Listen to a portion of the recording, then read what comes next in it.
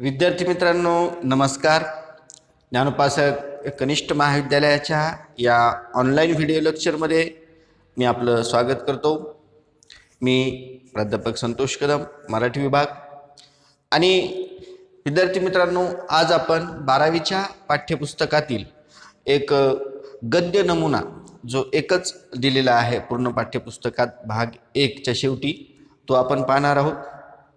हा गद्य नमुना आहे डॉक्टर बाबासाहेब आंबेडकर यांचे ते विचार आहेत. पण या गद्य नमुन्याच्या निमित्तानं आपल्याला सगळ्यांना माहीत आहे की आपल्याला परीक्षेमध्ये, वार्षिक परीक्षेमध्ये एक अपठित गद्य उतारा देखील येणार आहे. तर मग असा पठित किंवा अपठित गद्य उतारा जर आला तर तो कसा समजून घ्यायचा? जर तो विचारावर आधारित असेल, विचारप्रधान जर या आजच्या उतार्याप्रमाणे असेल तर त्यातले विचार कसे शोधायचे, त्यासाठी दिलेली उदाहरणं कशी शोधायची. भावनाप्रधान असेल तर त्यातून कुठली भावना व्यक्त झालेली आहे, किती तीव्रतेने व्यक्त झालेली आहे हे समजून घ्यायचं. त्या उतार्यातून एखादी घटना सांगितली असेल तर ती नेमकी घटना काय आहे, त्या घटनेचे तपशील काय आहेत, हे सगळं आपल्याला नमुना गद्य ह्या अभ्यासताना पाहावं लागतं. आणि त्या आधारे मग आपल्याला ज्या कृती विचारलेल्या असतात त्या कृती आपल्याला सोडवायच्या असतात. तर कुठल्याही नमुना गद्याकडं आपल्याला वळताना काय करावं लागतं, तर अगोदर त्या पूर्ण गद्य उतार्याचं अतिशय बारकाव्यानं एकदा, दोनदा, आवश्यकता पडल्यास 3दा सूक्ष्म वाचन करायचं. नेमका तो उतारा कशावर अवलंबून आहे, म्हणजे त्यातून विचार व्यक्त झालेत का, त्या उतार्यातून भावना व्यक्त झाल्यात आहेत का, तो उतारा ललित साहित्यात्मक आहे की वैचारिक आहे किंवा एखाद्या घटनेचं कथन आहे, हा समजून घ्यायचं. आणि मग त्यातले एक एक विचार, त्यातली एक एक भावना, त्यातली एक एक घटना आणि त्यांचे बारकावे हे आपल्याला पाहायचं असतं. आता उदाहरणार्थ हा वैचारिक गद्य आहे. ते वैचारिक गद्याचं कसं विश्लेषण केलं जातं ते आपण समजून घेणार आहोत. अगदी सुरुवातीला सांगितल्याप्रमाणे की आपल्याला हा उतारा वाचून घ्यायचा आहे. तुमच्यासमोर सगळ्यांसमोर पुस्तक असेलच. आत्मविश्वासासारखी दुसरी आत्मविश्वासासारखी दुसरी दैवी शक्ती नाही. आम्ही आमच्यातील आत्मविश्वास गमावता कामा नये. उदाहरणार्थ, कुस्ती खेळण्यासाठी आखाड्यात उतरलेल्या पैलवानाने दुसऱ्याच्या ठणठणीत दंड ठोपटण्याने घाबरून गर्भगळीत झाल्यास त्याच्या हातून काहीतरी होणे शक्य आहे काय? मी तर नेहमी म्हणत असतो की मी जे करील ते होईल. अर्थात मी हे सर्व आत्मविश्वासावर अवलंबून म्हणत असतो. माझ्या या म्हणण्यामुळे काही लोक मला घमेंडखोर, प्रौढीबाज वगैरे दूषणे देतील. परंतु ही प्रौढी अगर घमेंड नसून आत्मविश्वासामुळेच मी हे म्हणू शकतो. मी मनात आणीन तर 1.25 लाखाची गोष्ट सहज करीन. गरिबाच्या दृष्टीने विचार करता आजच्या गरिबातील गरीब विद्यार्थ्यांपेक्षा माझी त्यावेळी मोठी चांगली सोय अगर मला इतर अनुकूलता होती असे नाही. मुंबई डेव्हलपमेंटच्या डिपार्टमेंटच्या चाळीत 10 फूट लांब व 10 फूट रुंद अशा खोलीत आईबाप, भावंडे यांच्यासह राहून एका पैशाच्या घासलेट तेलावर अभ्यास केला आहे. इतकेच नव्हे तर अनेक अडचणींना व संकटांना त्यावेळी तोंड देऊन मी जर एवढे करू शकलो तर तुम्हास आजच्या साधन सामुग्रीने सज्ज असलेल्या काळात अशक्य का होईल? कोणताही मनुष्य सतत दीर्घोद्योगानेच पराक्रमी व बुद्धिमान होऊ शकतो. कोणीही मनुष्य उपजत बुद्धिमान अगर पराक्रमी निपजू शकत नाही. मी विद्यार्थी दशेत इंग्लंडमध्ये असताना ज्या अभ्यासक्रमाला 8 वर्ष लागतात तो अभ्यास मी 2 वर्ष 3 महिन्यात यशस्वी तऱ्हेने पूर्ण केला. हे करण्यासाठी 24 तासांपैकी 21 तास अभ्यास करावा लागला आहे. जरी माझी आज 40शी उलटून गेली असली तरी मी 24 तासांपैकी सारखा 18 तास अजूनही खुर्चीवर बसून काम करत असतो. दीर्घोद्योग व कष्ट करण्यानेच यशप्राप्ती होते. भारतरत्न डॉक्टर बाबासाहेब आंबेडकर. बघा विद्यार्थी मित्रांनो, आपण हा पूर्ण उतारा एकदा वाचलेला आहे. तुम्ही आणखी एकदा, दोनदा तो उतारा वाचून घ्या. आता ह्या उतार्यातले आपण आणखी मी अभ्यासाच्या सोयीच्या दृष्टीने थोडे थोडे तुकडे केलेले आहेत. हा उतारा आहे वैचारिक. म्हणजे या उतार्यातून एक मध्यवर्ती विचार कुठला तरी डॉक्टर बाबासाहेबांनी मांडलेला आहे. कुठला विचार आहे तो? तर अगदी बरोबर, इथं आहे आत्मविश्वास कसा माणसासाठी आवश्यक आहे, हा तो उतारा आहे. म्हणजे मध्यवर्ती कल्पना आहे या सगळ्या उतार्याची. आणि मग त्यामध्ये त्यांनी आत्मविश्वासाविषयी काही विचार मांडलेले आहेत आणि त्या विचाराच्या पुष्ट्यर्थ किंवा ते विचार समजून सांगण्यासाठी म्हणून त्यांनी काही स्वतःच्या आयुष्यातील उदाहरणं इथं दिलेली आहेत. तर काय काय आहेत आणि काही उदाहरणं दिली तर आपल्याला ती कुठले विचार मांडलेले आहेत आणि कुठलं उदाहरण दिलेलं आहे ते आपण पाहूया. पहिलं विचार आणि उदाहरण समोर आहे तुमच्या. आत्मविश्वासासारखी दुसरी दैवी शक्ती नाही. आम्ही आमच्यातील आत्मविश्वास गमावता कामा नये. हा आहे या उतार्यातील पहिला मांडलेला विचार. काय म्हणतात तिथं लेखक की आत्मविश्वास ही दैवी शक्ती आहे. दैवी म्हणजे जिच्यामुळं आपण कुठलंही कार्य यशस्वी करू शकतो, अशी देवाने दिलेली दैवी ईश्वराकडून मिळालेली शक्ती असा तिचा अर्थ होतो. तर ही दैवी शक्ती म्हणजे काय आहे? आत्मविश्वास आहे. कारण ती शक्ती काय एकदा आली तर आपण कुठलाही विजय मिळवू शकतो, आपण आयुष्यात कुठलंही कार्य यशस्वी होऊ शकतो. आणि त्यांनी सांगितले की हा आत्मविश्वास गमवायचा नाही. एकदा का तुम्ही आत्मविश्वास गमवला की मग तुमच्याच्याने काहीही होणार नाही. आणि यासाठी त्यांनी उदाहरण दिलेलं आहे.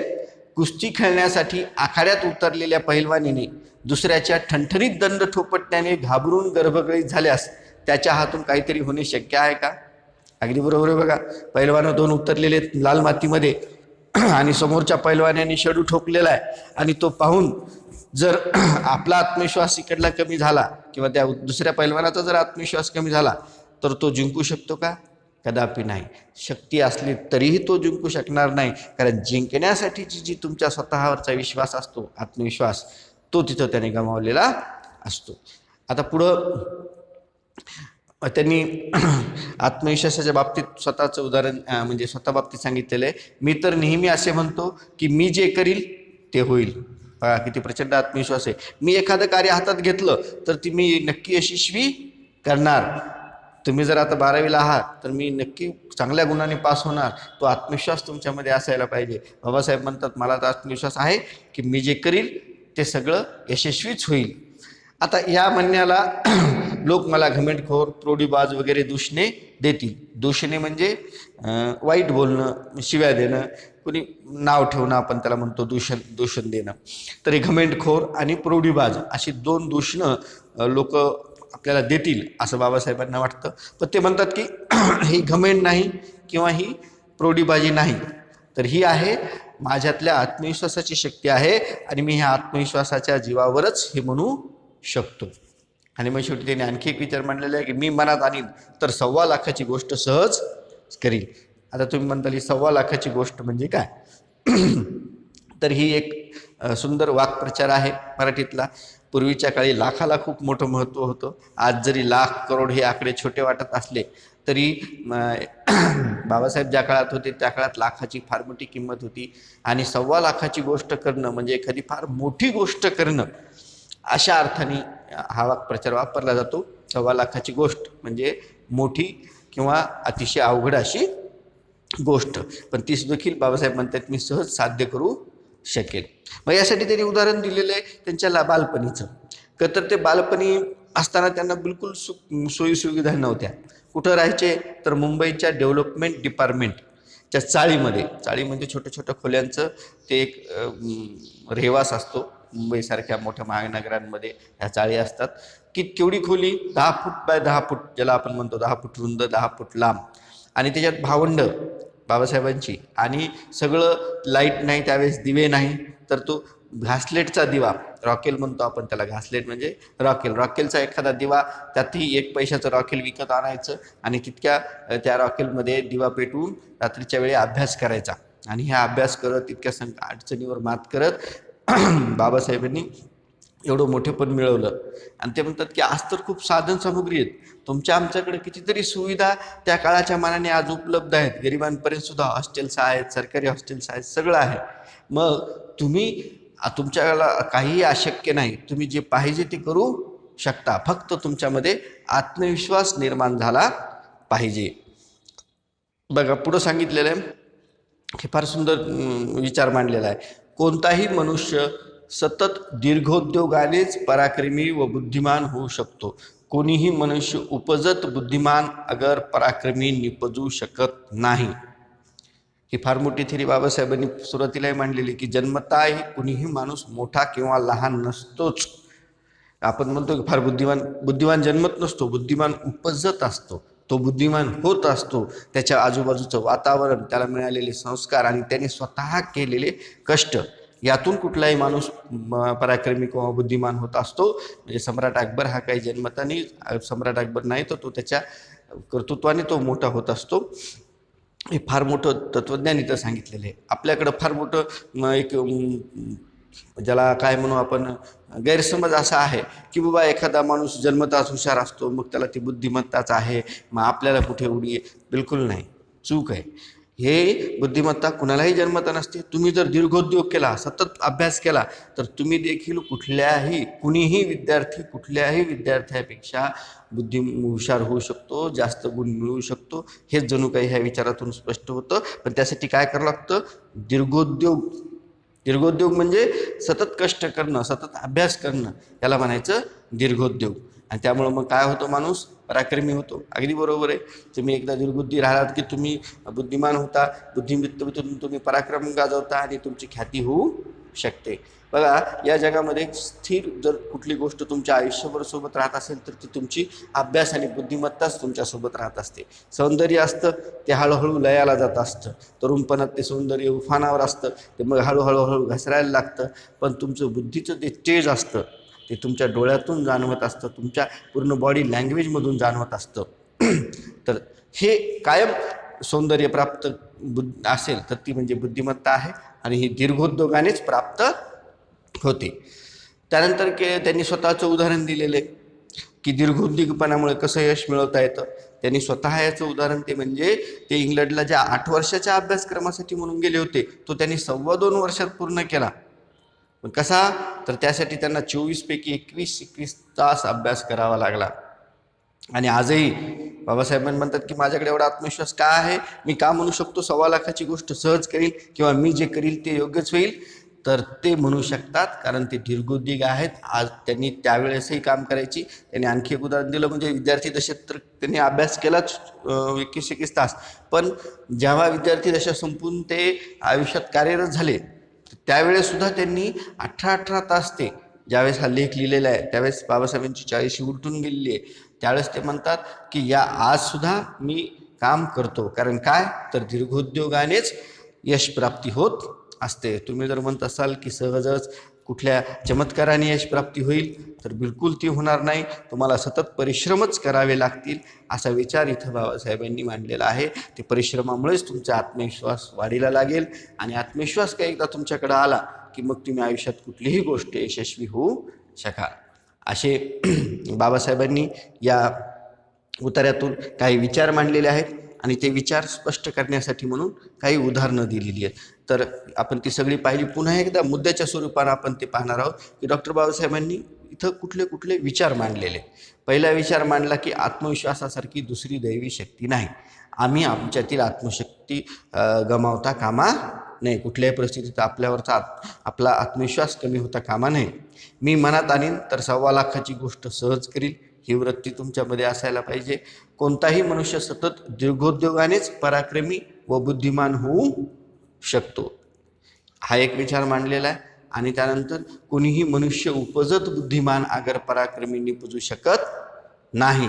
तर काय असतं मग? त्यासाठी दीर्घोद्योग व कष्ट करण्यानेच कुठल्याही माणसाला यश प्राप्ती होत असते. जन्मता कुणीही यशवंत किंवा कुणीही पराक्रमी बुद्धिमान असा जन्मत नसतो.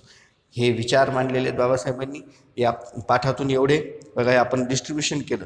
एखादा गद्यपाठ जर वैचारिक नमुना आलेला असेल गद्याचा, तर त्यातले विचार वेगळे करायचे, त्या विचारासाठी दिलेली उदाहरणं वेगळी करायची आणि त्या उदाहरणामध्ये याशिवाय त्याच्यात कुठले भाषिक सौंदर्य आलेले आहेत, कुठले शब्द आलेले आहेत क्लिष्ट, किंवा कुठले वाक्प्रचार आलेले आहेत, हे सगळ्यांचं स्वतंत्र निरीक्षण तुम्हाला ते वाचन करत असतानाच करावं लागतं. कारण यावर आधारित कृती तिथं खाली विचारल्या जाऊ शकतात. आता बाबासाहेबांनी कोणकोणती उदाहरणं सांगितलीत पहा इथं आपले विचार स्पष्ट करण्यासाठी.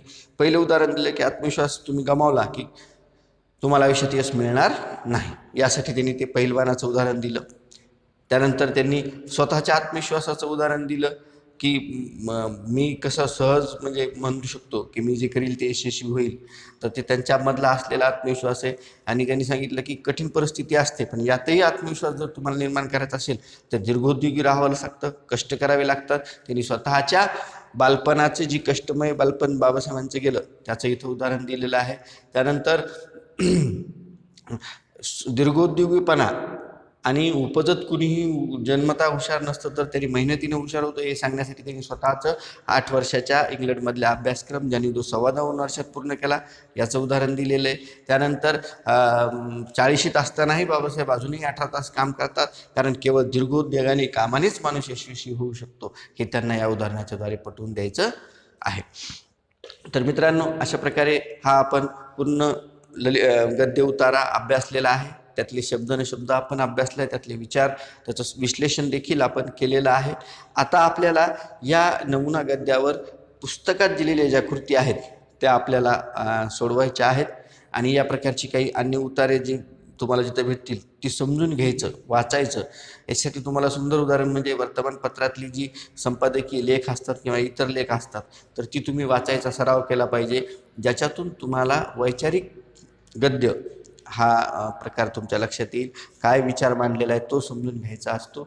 इथं आपण समजून घेतलेलं आहे बाबासाहेबांनी आत्मविश्वास ही किती मोठी शक्ती आहे माणसाची याविषयी इथं विश्लेषण केलेलं आहे.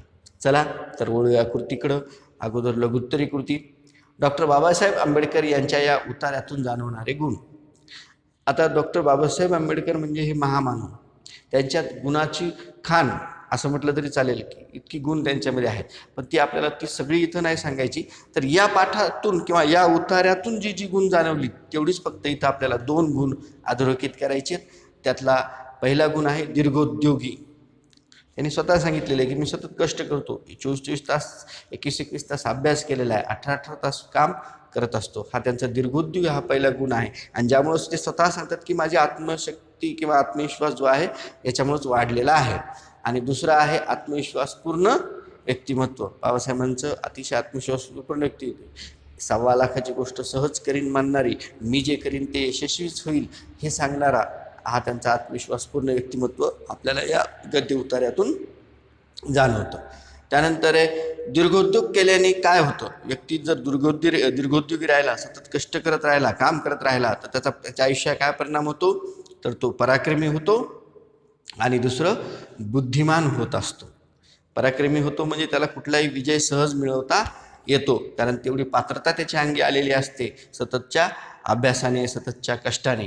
आणि दुसरं बुद्धिमान होतो, साहजिक आहे, अनुभव मिळत जातो. तुम्ही जितका उद्योग करत जाल तितका तुमच्याकडे अनुभव गोळा होत जातो आणि अनुभव तुम्हाला अधिकाधिक बुद्धिमान करत असतो.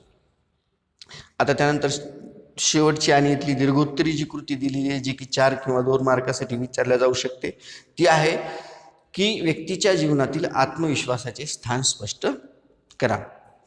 अगदी बरोबर. आपण या उतार्याच्या अनुषंगानं याशिवाय आपल्या मनातल्या कल्पनाने देखील ही कृती आपण सोडवू शकतो. आता कृती तर ती तुमची तुम्हाला सोडवायची, कारण ही अभिव्यक्ती आहे तुमची. तुम्हाला काय वाटतं की आत्मविश्वास किती गरजेचा आहे, कसा गरजेचा आहे. पण या कृतीला सोडवण्यासाठी म्हणून काही मुद्द्यांची जी आवश्यकता आहे त्याची आपण इथं चर्चा करणार आहोत. पहिलं, आत्मविश्वास म्हणजे काय. बरेचदा कन्फ्युजन होतं लोकांना गर्व आणि आत्मविश्वासामधलं. गर्व काही नसताना किंवा स्वतःच्या ज्याला काय म्हणू कमावल्यापेक्षा इतरांच्या वस्तूवर असलेला तो असतो गर्व. आणि स्वतः जी आपण बुद्धिमत्ताने किंवा आपल्या कष्टाने कमवून जो विश्वास निर्माण होतो, स्वतःवरचा विश्वास एखादी गोष्ट करण्यासाठी. म्हणजे समजा मला 30पर्यंत 25पर्यंत पाढे पात असतील तर मी कुठलाही गुणाकार भागाकार सहज करेल, मग तो करू शकतो. हा आत्मविश्वास कधी येईल मला, तर ज्यावेळेस माझ्याकडे पूर्ण त्याचं ज्ञान असेल तेव्हा. मग स्वतःवरचा विश्वास म्हणजे आत्मविश्वास. तो कुठेही बाजारात विकत मिळणार नाही, त्याचे काही सप्लिमेंट्स नाहीत, विटॅमिन ही ABCD सारखे वरतून देण्यासारखे. तो तुमच्यातच निर्माण झाला पाहिजे. आणि तो निर्माण फक्त एकाच कार्याने होऊ शकतो, ते म्हणजे तुमच्या सततच्या कष्ट करण्याने. मग इथं अगोदर तुम्हाला आत्मविश्वास म्हणजे काय हे सांगायचं आहे. जर आत्मविश्वास माणसात नसेल तर तू साध्यातली साधी गोष्टसुद्धा करू शकणार नाही. उदाहरणार्थ एखाद्या नालीवरून तुम्हाला पलीकडे उडी मारायची आहे, म्हणजे तुमच्यात हिंमत नसेल की मी तिकडे उडी मारू शकतो का नाही, तुमच्यावरच विश्वास नसेल की तुम्ही उडी मारू शकता का नाही, तर तुम्ही उडी मारू शकणार नाहीच. तिथे एक हिंमत लागते, स्वतःवरचा विश्वास लागतो. कुठलीही गोष्ट घ्या, परीक्षेला सामोरं जाणं असो की साध्यातलं साधं काम करणं असो, तुम्हाला स्वतःवर विश्वास निर्माण झाला पाहिजे की yes I can do it. तरच तुम्ही तो कुठल्याही जीवनातली गोष्ट यशस्वी करू शकता. म्हणून स्वतःवरचा विश्वास म्हणजेच आत्मविश्वास. आत्मविश्वासावर कुठलंही यश मिळू शकत नाही. मी आता तुम्हाला जी उदाहरणं दिली ना, की कुठलीही गोष्ट करण्यासाठी तुम्हाला तुमचा स्वतःवरचा विश्वास आवश्यकच असतो. मग आत्मविश्वास कसा वाढवायचा, तर बरीचशी लोक जी काही प्रायव्हेट ट्रेनर किंवा मी काही व्हिडिओज पाहिली यूट्यूबवर सुद्धा बऱ्याच जणांनी, की आत्मविश्वास वाढण्यासाठी 10 चीजें जो आपका आत्मविश्वास बढ़ाए वगैरे वगैरे सगळ्या मी व्हिडिओज पाहिले. तर त्या बऱ्याचशा व्हिडिओमध्ये तुमचे कपडेच अमुक असायला पाहिजे, तुमचं राहणीमान अमुक असायला पाहिजे वगैरे वगैरे बारीक सारीक गोष्टी सांगितल्या. तर मी म्हणतो हे तपशील आहेत. आत्मविश्वास जर तुम्हाला वाढवायचा असेल तर सगळ्यात महत्त्वाची गोष्ट तुमचं ज्ञान वाढलं पाहिजे. ज्या व्यक्तीजवळ ज्ञान असतं, जग ज्याला समजलेलं असतं, तो जास्तीत जास्त आत्मविश्वासी होत असतो, कारण त्याला कशाची भीती वाटत नसते. कुठलीही गोष्ट मी करेल तो यशस्वी करेल हा त्याच्याकडे विश्वास आलेला असतो. म्हणून आत्मविश्वास वाढवण्यासाठी साहजिक आहे. बघा बरं, तुम्हाला समजा तुम्ही परीक्षेला जाताय आणि तुम्ही वाचलेलंच नाही, येईल का तुम्हाला पास होण्याचा म्हणजे पास होण्याचा आत्मविश्वास येईल का? नाही येणार. तुम्हाला पास होण्याचा आत्मविश्वास पाहिजे असेल तर काय करावं लागेल, तुम्हाला त्याचा ज्ञान त्याचं अगोदर प्राप्त असलं पाहिजे, ते कौशल्य तुमच्याकडे प्राप्त आलं पाहिजे, ती गोष्ट तुम्ही या अगोदर करून पाहिली पाहिजे, खूपदा ती गोष्ट केलेली असली पाहिजे. की मग आता बघा, एखाद्या वेळेस जो सराईत ड्रायव्हर असतो तो 100-120च्या स्पीडनं सहज गाडी चालवतो, तो नवीन माणूस चालू शकणार आहे का? नाही. का? तर त्यांनी खूपदा ती चालवलेली असते, त्याचा दीर्घोद्योग त्याच्यावर झालेला असतो, सततचा त्याच्याकडे सराव असतो. तर अशी खूप सततच्या सरावाने, सततच्या परिश्रमाने आणि बुद्धिमत्ता वाढविल्याने, अभ्यास केल्याने माणसाची आत्मशक्ती, आत्मविश्वास हा वाढत असतो. दुसरं आहे सकारात्मक गोष्टी. स्वतःला ओळखणं, माझ्यातल्या काय उणिवा आहेत आणि माझ्यात कुठल्या शक्ती आहेत, या 2 गोष्टी कळल्या पाहिजेत. पहा, आयुष्यभर माणसं आयुष्य जगून जातात, पण त्यांना तेच कळत नाही की माझ्यातली काय शक्ती आहे आणि माझ्यात उणिवा काय आहे. उणिवा आपल्याला दिसत नाहीत, शक्ती आपण शोधत नाहीत, मग त्या माणसाला आयुष्यात यश मिळू शकत नाही. तुम्हाला आत्मविश्वास जर वाढवायचा असेल तर स्वतःतल्या ज्या काही उणिवा आहेत, आपल्या स्वतःत काय कमतरता आहे आणि मग मला कुठं लक्ष द्यायला पाहिजे जास्त. समजा मला गणित समजत नाही तर त्या गणितावर कसं मी लक्ष देईल, मला ही गोष्ट जमत नाही तर त्या गोष्टीवर मी कसं अधिक लक्ष देईन, ती समजून कशी घेईल, अशा पद्धतीनं तुमचा आत्मविश्वास वाढू शकतो. आणि मी काय चांगलं करू शकतो हेही तुम्हाला जर कळालं तर तुम्ही त्या कामामध्ये स्वतःला झोकून द्याल, ते काम तुम्ही अधिकाधिक वेळेस कराल, आणखी तुमचं त्या कामामध्ये प्रावीण्य प्राप्त होईल आणि तुमचा आत्मविश्वास वाढीला लागेल. तर ह्या अशा गोष्टी आहेत. बाबासाहेबांनी देखील या उतार्यामध्ये सांगितलं की कष्ट, आत्मविश्वास हा जन्मतः मिळणारी गोष्ट नाही, तर आत्मविश्वास वाढतो आणि तो म्हणजे कष्टाने आणि दीर्घोद्योगानेच तो वाढवल्या जाऊ शकतो. याशिवाय जे आत्मविश्वासाचं जीवनातलं स्थान काय आहे, तर मी वर सांगितल्याप्रमाणे आत्मविश्वास म्हणजेच जीवन. ज्याला आत्मविश्वास नाही त्याच्या जीवनाला कुठलाही अर्थ नाही. त्याला ज्याला आपण पाय पुसणे असते ना, पोतेरे म्हणतो आपण, त्याचं आयुष्य त्या आत्मविश्वास नसलेल्या माणसाचं आयुष्य त्या पोतेऱ्याप्रमाणे होतं. तो प्रवाहातून बाजूला फेकल्या जातो. तुम्हाला जर सन्मानाने, आनंदाने आणि खऱ्या अर्थानं जीवन जगायचं असेल तर ते आत्मविश्वास पूर्णच जगावं लागतं. आणि त्यासाठी एक आणि एकच फक्त पर्याय आहे, तो म्हणजे सतत कष्ट करत जाणं, सतत अभ्यास करत जाणं. नाही तर तुम्ही जीवनात यशस्वी होऊ शकत नाहीत. आत्मविश्वासमध्ये दुसरं तिसरं काही नसून जीवनाची गुरुकिल्ली आहे. ज्याला जीवन जगायचं चांगलं त्याच्यासाठी आत्मविश्वास आवश्यकच आहे. एवढं महत्त्वाचं स्थान या आत्मविश्वासाचं जीवनामध्ये आहे. तुम्हाला हे त्या मुद्द्याच्या आधारे पटवून द्यायचे. तर विद्यार्थी मित्रांनो, ही काही मुद्दे होती ज्याच्या आधारे तुम्हाला ही कृती करायची. आपण डॉक्टर बाबासाहेब आंबेडकर, भारतरत्न डॉक्टर बाबासाहेब आंबेडकरांचा हा नमुना गद्य इथं पाहिला की आत्मविश्वासासारखी दुसरी शक्ती नाही, त्यावरील कृती देखील आपण इथं पाहिलेल्या आहेत. आता ह्या व्हिडिओमध्ये आपण इथं थांबतोय, पण पुन्हा भेटूया पाठ्यपुस्तकातील नवीन घटकासह. धन्यवाद.